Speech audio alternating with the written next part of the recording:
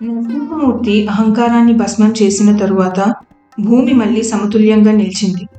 కానీ కాలం ఎప్పుడూ నిశ్శబ్దంగా ఉండదు. సత్యం స్థిరపడగానే అహంకారం మరో రూపం తీసుకుంటుంది. ఈసారి అది దానం, తపస్సు, భక్తి వెనుక దాగి ఉంది. ధర్మాన్ని పరీక్షించే నిశ్శబ్ద గర్వంగా. అప్పుడు మహావిష్ణువు అవతరించాడు. చిన్న బాలుడిగా, కానీ విశ్వాన్ని మోసే జ్ఞానంగా, వామనుడిగా.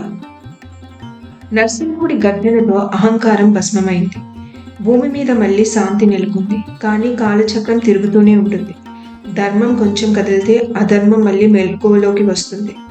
ఈసారి అధర్మం భయంకర రూపంలో కాదు, దానం, ధర్మం వెనుక దాగి ఉంది. అది బలి చక్రవర్తి రూపం. బలి మహాపండితుడు, మహాదాత. దేవతల కంటే ఎక్కువ శక్తిని సంపాదించాడు. తన తపస్సుతో బ్రహ్మను ప్రసన్నం చేసుకుని 3 లోకాలను తన ఆధీనంలోకి తెచ్చుకున్నాడు.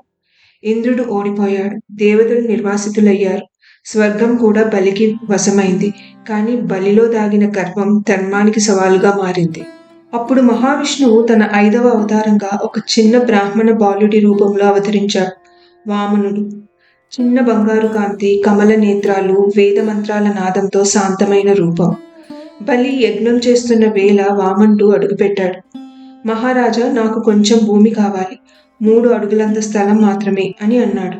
బలి నవ్వి వాగ్దానం చేశాడు. కానీ అది సాధారణ అడుగు కాదు.